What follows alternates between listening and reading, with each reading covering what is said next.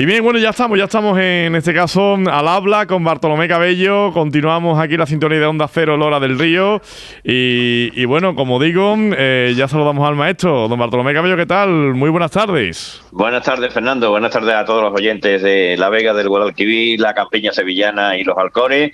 Como es habitual, estamos de nuevo, después de haber estado ausente alguna semana. Estaba la feria, había fiesta, pero bueno, aquí volvemos de nuevo y quedaba pendiente, como recordarán nuestros oyentes, una segunda parte de la entrevista con el artista, pintor, profesor, catedrático, doctor en Bellas Artes. Estamos hablando de un hombre importante dentro del mundo de la cultura, dentro del mundo del arte. Por cierto, hago paréntesis, qué tarde tan buena pasamos en la Feria de Lora el pasado jueves, el primer día de feria, donde nos encontramos un grupo de amigos. Entre ellos había dos artistas reseñados loreños, como es el caso de Juan Francisco Cárceles Pascual y también Juan Ventura, unidos al doctor Juan Quiró, a nuestro amigo Rafael Cueva y también el enfermero ya jubilado del Centro de Salud de Lora durante muchas décadas, Antonio Cueva. Pasamos una tarde extraordinaria en la feria, pero bueno, toca ahora trabajar y aquí estamos para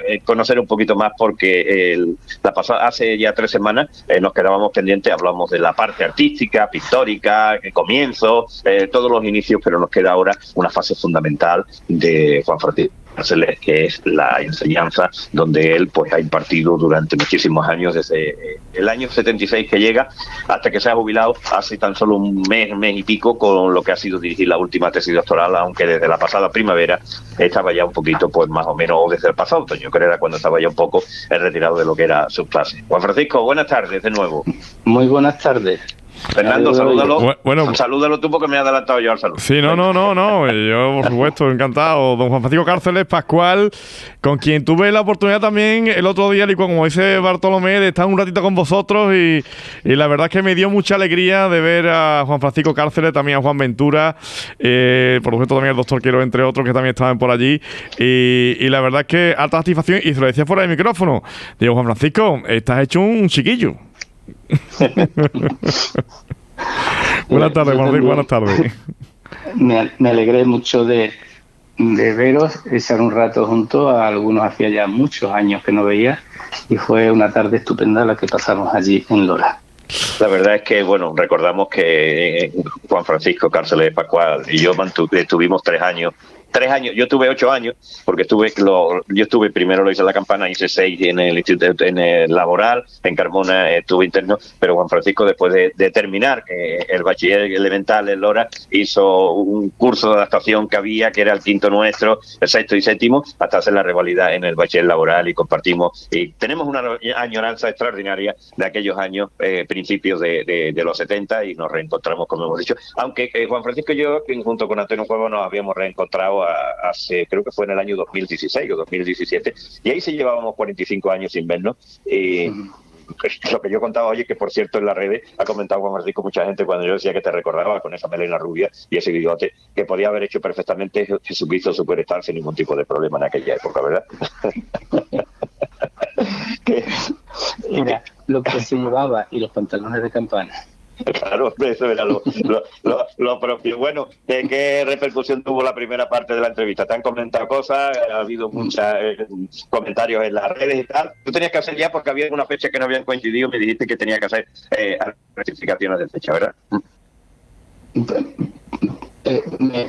¿Me dices a mí? Sí, a ti, Juan Francisco, que me decías eso, que en un principio hablábamos del año 75, que es el 77. Ah, bueno, sí. Es que el otro día pues no tenía delante los documentos y no recordaba yo la fecha del doctorado mío, por ejemplo, que fue en el 86. Y a continuación, cuando saqué la primera, que en aquel tiempo sí era titular de la universidad, o no sé si entonces era auxiliaria de pintura. Bueno, y también, por ejemplo, el premio de la Real Maestranza de Caballería de Sevilla, yo dije que fue en la última concurso en el que participé, en el 99, y realmente fue en el 95. Cuando en la exposición de otoño de Sevilla, pues eso, me premiaron un cuadro con el premio de la Real Maestranza de Caballería de Sevilla. Creo que esos eran los dos errores así que recuerdo. Sí, no, y me dijiste también, digo, ¿cuántos cuadros tiene ese sobre 200? Y tenía mucho más. Sí, sí. Es que mi web hace unos años cambié de servidor y tal, y con todos estos líos del último año no las he actualizado. Son, creo, 141, 142 colectivas. Las colectivas internacionales siguen siendo las mismas, es decir, que la última en la que participé terminó en el año 83, había empezado en el 78, cuando expuse en Madrid empezaron a invitarme y duró, seguí participando hasta el año 83, porque entonces ya con el cambio de gobierno y tal, así que cambiaron al director del Instituto de Cooperación Iberoamericana, que era González Robles, y entonces a partir de entonces ya no me invitaron, ya iban por otra línea. Pero vamos que... bueno, también he visto en internet, he visto en mi web, que yo comentaba lo del New York Times y no recordaba la fecha, realmente fue en el 83 cuando salió publicado aquello, porque aquellas exposiciones que se hacen internacionales, la mayoría eran itinerantes, por lo que se mantenían durante varios años. Y entonces aquella reseña en el New York Times es del 83, lo estoy viendo que está en mi web, y además pinchando el enlace se abre la página web todavía. Así que el New York Times tiene todavía en internet información de aquellos años y se puede ver el artículo al que yo me refería.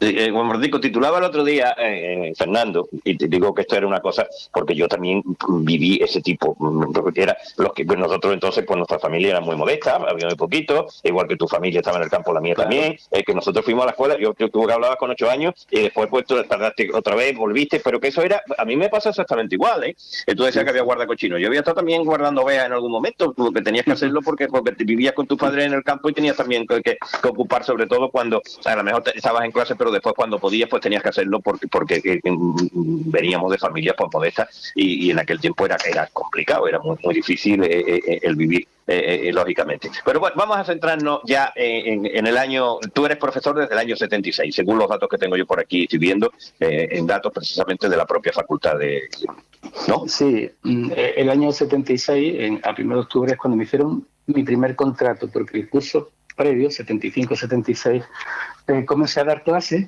a la espera de que firmara el contrato. Lo que pasa es que en aquellos tiempos era entonces Escuela Superior de Bellas Artes. Y los contratos, pues la mayoría de las veces, incluso estando ya contratados, la renovación del contrato no la hacíamos el 1 de octubre, ni por supuesto cobrábamos la primera mensualidad a final de octubre. Entonces el primer año comencé a dar clases y estuve dando clases. Lo que ocurre es que finalmente el contrato pues no llegó, con lo que me quedé y me dieron un documento como en el que constaba que yo era colaborador del catedrático Jorge García Ruiz en la asignatura de procedimientos históricos. Estuve dando clases, pero no de manera oficial. Por eso digo que en el 76 es cuando por primera vez obtuve mi primer contrato y me he mantenido en activo hasta el 30 de septiembre de 2022. Tú eras catedrático de pintura, ¿no? De pintura, exactamente. Era tu allí en un principio la enseñanza, bueno, estaban las asignaturas, pero en un principio no existían las áreas. La área de conocimiento es algo que se crea en los años 80, no recuerdo, el 81 o 82, y previamente, pues incluso los departamentos de la universidad, pues estaban agrupados pues por similitud de materias y demás, pero oficialmente no existían las áreas. Y entonces, actualmente sí existen las área de pintura, área de escultura, área de dibujo, y entonces yo he estado siempre dando clases en pintura, aunque en un primer momento, como digo, cuando no existían las áreas, yo impartía clases en 2 departamentos, porque existía el departamento de conservación y restauración, en el que yo impartía una asignatura optativa, que era conocimiento de materiales, y además impartía docencia en procedimientos pictóricos que pertenecía a pintura. Pero siempre he estado vinculado a la enseñanza de la pintura, bien a nivel teórico o práctico, fundamentalmente práctico experimental. ¿Cuál era la labor de un catedrático como tú en el área de pintura con la cantidad de alumnos que ya desde abajo se veía que eran artistas? ¿Cuál era la labor? ¿Cuál es la labor de un profesor? La labor principal, pienso yo, de un profesor en Bellas Artes es dedicarse a intentar descubrir junto con el alumno cuáles son sus mejores actitudes, que es lo que mejor se le da dentro del ámbito de la creación pictórica en este caso, y procurar que se dedique de lleno y desarrolle al máximo sus aptitudes. Es decir, que realmente cuando yo estudié, lógicamente el alumno tenía que seguir la pauta marcada por el profesor, como ocurría en toda la enseñanza universitaria. No había mucho margen para que el alumno se saliera del guión, hasta el punto de que incluso en los años 90, cuando yo me cambié en el año 91, me cambié de procedimientos a una asignatura que se llama composición pictórica, de cuarto de la licenciatura. Todavía lo habitual era que el programa de la asignatura fuera un programa cerrado, con unos tiempos establecidos de duración para que el alumno realizara cada cuadro. Se solía pintar del natural, con unos modelos en vivo, si era figura humana y si no, naturaleza muerta. Y al alumno no se le permitía jugar un gran juego, grandes posibilidades de que se saliera de ese guión, de modo que era normal encontrar en el programa de la asignatura pues que el profesor lo que llegaba a decir es que el alumno podría trabajar libremente en su casa, no en el aula. Eso es algo con lo que yo, no estuve de acuerdo, porque gracias a mi experiencia desde muy pronto, lo que fui comprobando es que en Bellas Artes, que es un tipo de actividad que se caracteriza por la libertad de la creación, al alumno no se le puede tener encorsetado dentro de unos cánones ni conceptuales ni siquiera temporales, de que cada X día tenga que terminar un cuadro, no tiene razón de ser. De modo que yo, en cuanto que pude en cuanto que saqué la titularidad, ya fui funcionario de carrera y ya yo decidía cómo desarrollar mi asignatura, en el año 87 yo siempre fomenté e implanté un método que consiste en que el alumno trabajaba en base a un proyecto personal. Entonces, la función del profesor, en mi opinión, en Bellas Artes consiste en que el alumno le diga al profesor claramente qué quiere hacer, por qué y cómo.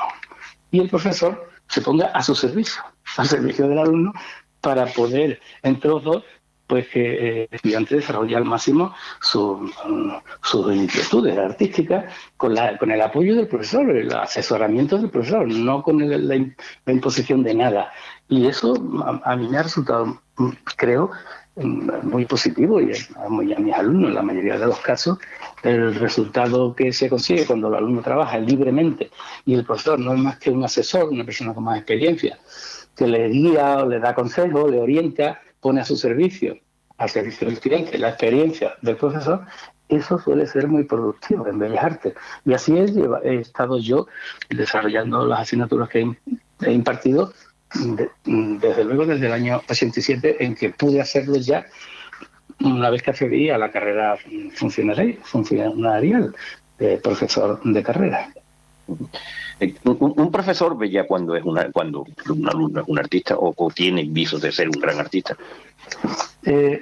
Hombre, hay que tener en cuenta que un grande, importante en cualquier profesión, hay muy pocos.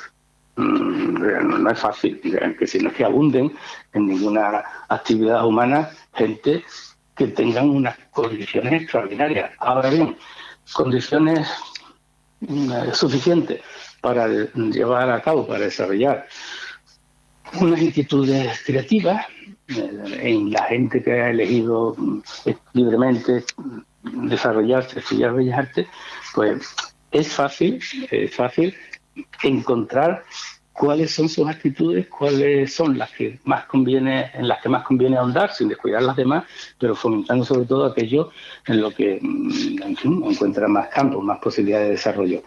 Entonces, es verdad que no abundan las personas con actitudes extraordinarias, como digo, en ninguna profesión. Pero también es cierto que en Bellas Artes, todos los años, hay varios alumnos a los que desde el principio se les nota que son artistas que pueden llegar a desarrollar una creación artística importante. Y eso es algo que yo he ido viendo año a año. Había cursos en los que el número puede ser mayor, pero que todos los años ha habido gente, me he encontrado con estudiantes con unas actitudes que enseguida se percibían que eran destacadas y que después la experiencia, el paso de los años, me ha demostrado que están llegando a desarrollar una actividad profesional importante, con lo que no era, en fin, no era equivocada aquella percepción. De todas maneras, también hay que tomar en consideración el hecho de que, aunque una persona tenga muy buenas condiciones, el desarrollo profesional futuro no depende solo de eso. Eso es necesario y es imprescindible. Tener condiciones y trabajar mucho. Y después, por las circunstancias, determinan cómo se desenvuelve su vida. Porque las personas, por muy libres que seamos, la mayoría de las cosas que nos llegan y que nos suceden no las hemos decidido nosotros. Son las circunstancias en las que vivimos, el ámbito, en fin, que como digo, el éxito, eso que a nivel general se puede considerar el éxito profesional, es algo muy limitado y que está, yo creo, condicionado por tener actitud de trabajar mucho y tener suerte. Si te pongo en un compromiso, si te pido algún nombre. Ninguno, eras tú. Uno de los estudiantes a los que yo le dirigí la tesis es jerezano, se llama Eduardo Millán Zañudo, y el tío está triunfando. Tiene 40 o 42 años, y yo lo tuve de alumno en cuarto, en la licenciatura, y entonces pues era una persona que sobre todo trabajaba mucho. Y no ha dejado de trabajar, de formarse, asistiendo a cursos que dirige, por ejemplo, Antonio López, y actualmente es un artista con bastante reconocimiento. Hay otro, anterior a este creo que era, que también tuve de alumno, que es Antonio Cazorla, un artista magnífico, de los mejores pintores realistas jóvenes, ¿no? No sé si es del Puerto Santa María o es de Huelva. Y también lo tuve como estudiante, como alumno. Vi su interés por la pintura realista, y era un magnífico artista, como le íbamos poniendo en Estados Unidos, pone cada 2 por 3, y en otros países. O sea, es verdad, bueno, que yo siempre me he sentido más conectado, o ellos conmigo, con los estudiantes, con los jóvenes artistas que tenían interés por la pintura realista, porque eso, pues bueno, es algo que no está muy extendido. Es curioso lo de la pintura realista, que cuando yo estudiaba, hace la tira de años, ya era algo que desde luego no era lo que no era el estilo de pintura oficial o reconocido por la oficialidad, nunca lo ha sido, y sigue sin serlo. O sea que realmente desde hace muchísimos años, desde siempre prácticamente, el arte oficial ha ido más a fomentar el informalismo en cualquiera de sus modalidades. Me estoy acordando ahora de otro estudiante magnífico artista, al que también le dirigí la tesis, que es un taiwanés, uno de Taiwán, se llama Chen Wei Chou. Magnífico pintor, aparte de que aquí estudió el doctorado, yo le dirigí la tesis. Es profesor en una universidad allí en Taiwán y hace una pintura extraordinaria. Y allí pues es muy conocido. Quiero decir que es una gran satisfacción para un profesor de Bellas Artes ver cómo con el paso de los años te vas viendo, vas comprobando que gente que tú conociste con 20 y pocos años, que estaban allí llenos de ilusión, han podido desarrollar su profesión artística a un nivel muy, muy elevado, ¿no? Esa es una de las grandes satisfacciones, porque eso quiere decir que nuestro trabajo no es inútil, que algo ha servido, un poquito ha servido por lo menos para colaborar. A los estudiantes no se les enseña, no hay que enseñarles, hay que asesorarles para que ellos trabajen, para que ellos aprendan las cosas. Yo pienso que los conocimientos, y sobre todo los conocimientos artísticos, que han de traducirse en una creación plástica, esto no se enseña, eso se aprende. Entonces, el alumno tiene que aprenderlo a nivel conceptual, teórico, y después tiene que aplicarlo. Si no se aplica, no se ha aprendido. Entonces, eso en Bellas Artes es una cosa que se puede llevar a cabo extraordinariamente bien y que produce grandes satisfacciones. El ver cómo, simplemente siendo una persona que asesora, que ayuda un poquito, eso da lugar a que gente extraordinaria desarrollan sus conocimientos y llegan a alcanzar un nivel altísimo en la profesión solo por haber encontrado el ambiente adecuado. Yo siempre en mis programas decía a los alumnos que de lo que se trata o lo que yo pretendía era que en el aula fuera un ámbito en el que existiera un ambiente para que el estudiante pudiera desarrollarse con tranquilidad, sin agobios, sin presiones, sabiendo que el profesor está para servir. Pues eso siempre se lo he dicho y lo tengo muy claro. Un funcionario es un servidor público. O sea, no es un profesor de Bellas Artes, no es un extraordinario artista que baja del Olimpo allí y se deja ver. No, no. Un catedrático de pintura es un servidor público que le pagan para servir a aquellos que pagan. Es decir, el profesor cobra, el alumno son los que pagan. Entonces, esa percepción de la relación que existe entre un catedrático de pintura y unos estudiantes, yo siempre la he tenido clara. Yo siempre he procurado estar a su servicio, sabiendo ellos que podían contar conmigo para que les orientara, les asesorase en base a mi experiencia, pero sabiendo que son ellos los protagonistas de su aprendizaje. Si no, es un camelo todo.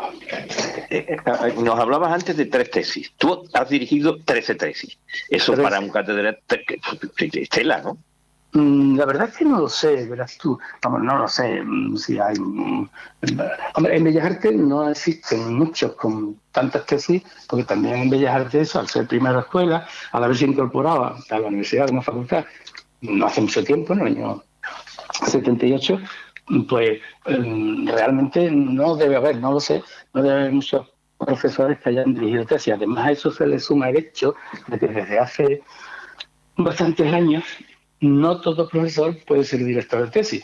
Hay que tener un mínimo de sexenio. Hay tramos de investigación reconocidos por la Agencia Nacional que nos evalúa a los profesores.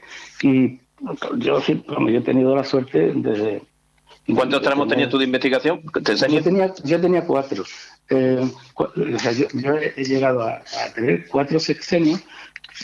Lo pedí en 2004, por ahí. Es decir, cuando llevaba 27 años por ahí de docencia, pedí por primera vez 4 sexenios y me lo concedieron los 4, cosa que, según tengo entendido, no abunda. Digo lo de los 4 de una vez. Porque yo es que esperé. Yo veía que compañeros míos solicitaban la evaluación del sexenio y se la suspendían, se la rechazaban, hombre, porque Bellas Artes siempre ha tenido una cierta dificultad de encajar en los parámetros de lo que es la investigación y cómo se evalúa en el ámbito universitario a nivel nacional. Porque lo de la publicación, pues, de libros, por ejemplo, artículos... Tú tienes 4 libros, ¿no? Yo tengo 4 libros. Yo tengo 4 libros. Realmente, el libro que lo estoy viendo aquí, bueno, tengo 5, tengo 4 de las que soy autor y uno del que soy coautor, con este que antes mencioné, Eduardo Millán. Yo de ese soy coautor como director de su tesis, porque es un libro extraído de su tesis. Y ese concretamente fue una investigación extraordinaria de un gran nivel que él llevó a cabo sobre la pintura parietal romana. Él estuvo en Nápoles, creo, varios meses con una beca investigando las pinturas murales de Pompeya y Herculano.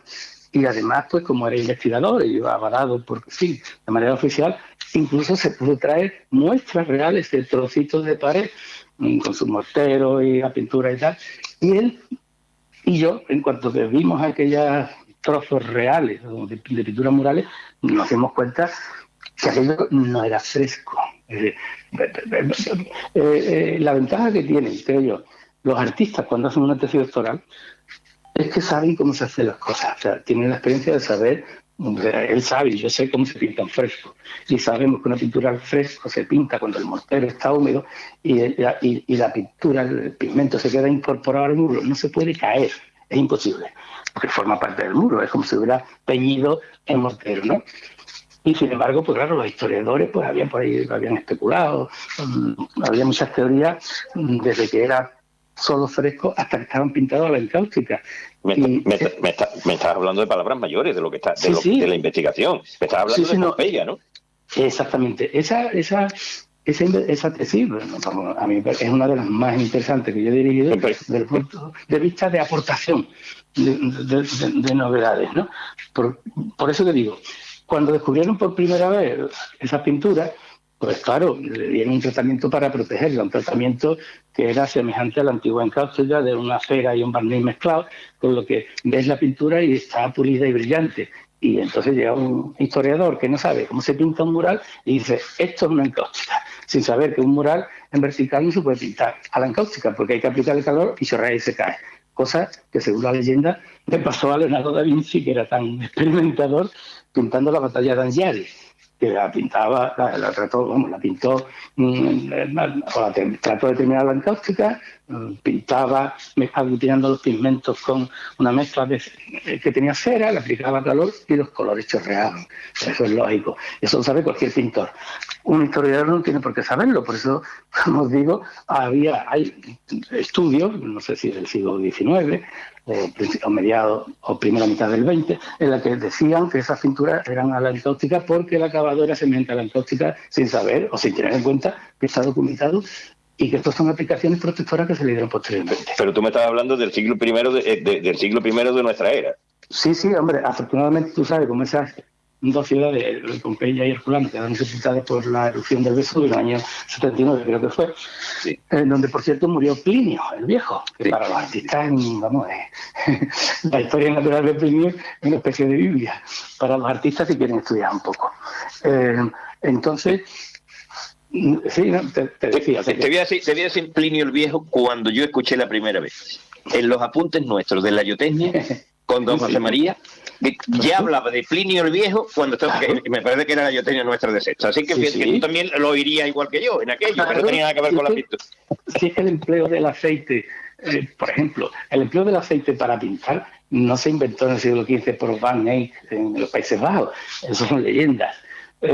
Porque existen documentaciones y restos en los que se demuestra que el aceite para aglutinar la pintura se ha utilizado desde muy antiguo. Lo que ocurre es que lo que parece que se hizo hacia el siglo XIV es que se fue mejorando la destilación de la esencia de trementina, del aguarrás, que permitía que mezclado con el aceite la pintura fuera más manejable.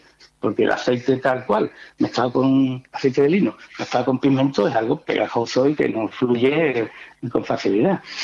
Pero bueno, a lo que iba respecto a la pintura mural, estudiantes, pues le permitieron. Allí en esas ciudades hay montones de cascotes de restos de edificios destruidos en los que existen pinturas, trozos de pintura. Y él se trajo varias muestras y nada más que verlas nos dimos cuenta que aquello no era fresco. Porque si tú un fresco le frotas con un algodón húmedo, no se puede caer. Aquello estaba acabado en seco, cosa muy habitual de la pintura mural desde siempre. Porque la pintura mural al fresco no permite utilizar determinados colores, porque hay colores que no resisten la alcalinidad de la cal. Y entonces, ¿qué hacían todos los pintores? Esa era una de las razones. Pues que pintaban al fresco y después acababan a la determinada zona, que necesitaban unos colores que no resisten a la cal, lo pintaban en seco, al temple.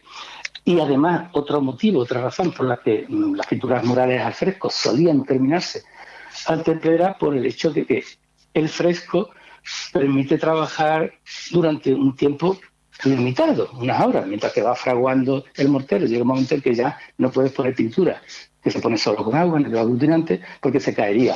Entonces, para la pintura realista o detallista, cosa que en el Renacimiento pues era muy habitual, los artistas solían pintar al fresco, una primera base, y después ya pintaban al temple por las partes más detalladas, podían estar trabajándolo las semanas o meses que necesitaran.